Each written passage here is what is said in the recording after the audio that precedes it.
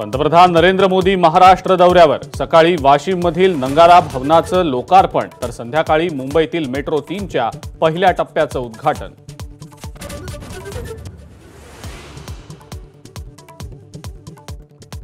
यवतमाळचे खासदार संजय देशमुख यांना अखेर मोदींच्या कार्यक्रमाचं निमंत्रण। एबीपी माझाचा इम्पॅक्ट, देशमुख लोकसभा अध्यक्षांकडे करणार होते तक्रार।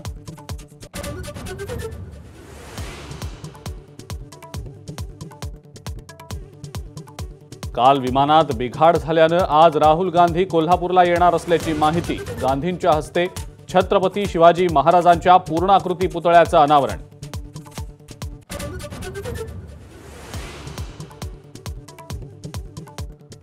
चार दिवस सासूचे तसेच 4 दिवस सुनेचेही असतात। अजित पवारांचा शरद पवारांवर निशाणा, तर एवढा हट्टीपणा बरा नाही, शरद पवारांना टोला।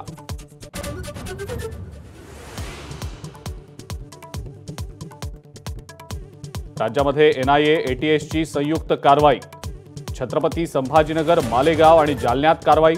संभाजीनगर आणि जालन्यातनं 3 जण ताब्यात।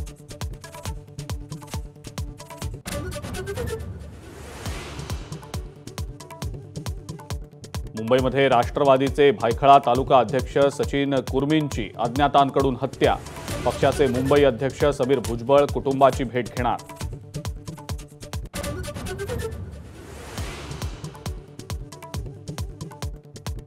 अमरावती शहरातील नागपुरी गेट पोलीस स्टेशन परिसरात लाठीचार्ज।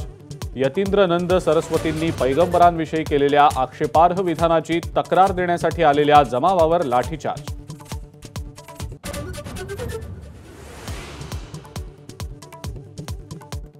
भिवंडीतल्या वालशिंदमध्ये वी लॉजिस गोदामाला भीषण आग। गोदामात हायड्रोलिक ऑइल आणि केमिकल्स असल्यानं आगीचं रौद्र रूप।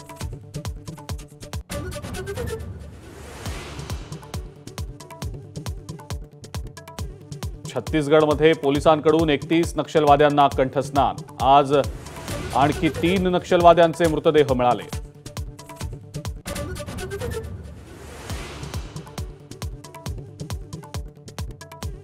हरियाणा विधानसभेच्या 90 जागांवर मतदान सुरू। 1031 उमेदवार रिंगणात। भाजप हॅट्रिक साधणार की काँग्रेस सत्तांतर घडवणार याची उत्कंठा।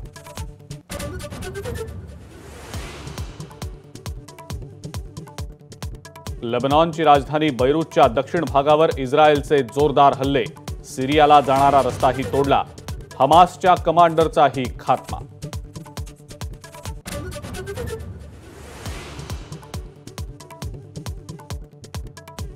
आणि महिला T20 वर्ल्ड कप स्पर्धेमध्ये भारताचा पहिल्याच मॅचमध्ये दारुण पराभव।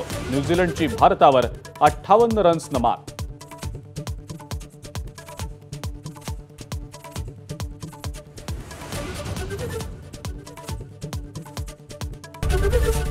एबीपी माझा, उघडा डोळे बघा नीट।